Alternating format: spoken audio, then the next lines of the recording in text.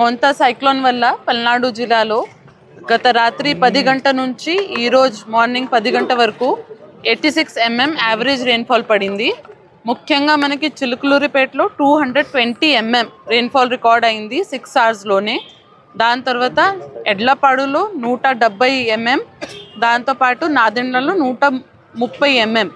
మనకి 22 చోట వాగు స్ట్రీమ్స్ ఓవర్ఫ్లో అయినాయి.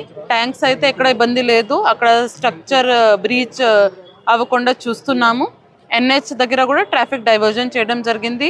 ప్రతి చోట ఎక్కడెక్కడ ఇది వాగు స్ట్రీమ్ ఓవర్ఫ్లో అయింది లేదా ఎక్కడ కాలనీస్ లో లైన్ కాలనీస్లో వాటర్ స్టాగ్నేట్ అయింది అక్కడ JCBs పెట్టుకొని అంతా క్లియర్ చేయడం జరుగుతుంది.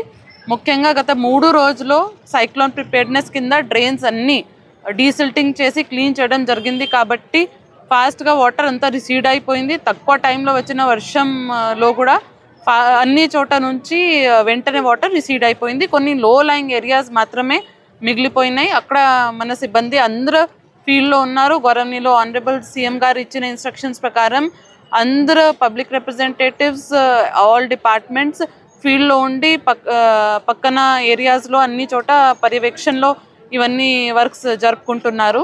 దాంతోపాటు నేను కూడా ఈరోజు కనీసం 4 మండల్స్ చూశాను. ఎక్కువ ప్రాబ్లమ్స్ ఉన్న ఏరియాస్ విజిట్ చేశాను. పునర్వాసాల కేంద్రాలు కూడా 10 చోట పెట్టడం జరిగింది. 2000 మంది అక్కడ ఉన్నారు. వాళ్ళకి కూడా సరిగా బేసిక్ ఫెసిలిటీస్ ఉండేట్టుగా ఈవినింగ్ వరకు చూస్తున్నాము. ఇంకా వర్షాలు ఎక్కడ ఎక్కువగా పడట్లేదు కాబట్టి ఈవినింగ్ కల్లా అంతా నార్మలైజ్ అయిపోతుంది భావిస్తున్నాము.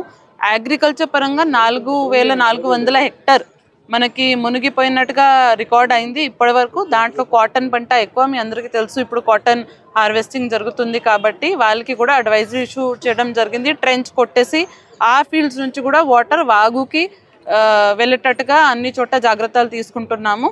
జిల్లా వాసులతో అందరూ అప్రమత్తంగా ఉండాలి. ఇప్పుడు కూడా ఈవినింగ్ వరకు ఎవరు బయటికి పని ఉంటేనే బయట రావాలి, అవసరం లేకుండా తిరగద్దు. ఎందుకంటే వర్క్స్ జరుగుతున్నాయి, ట్రాఫిక్ ప్రాబ్లమ్స్ కూడా ఉన్నాయి కొన్ని చోట కాబట్టి అందరూ అప్రమత్తంగా ఉండాలి తెలియజేస్తున్నాను.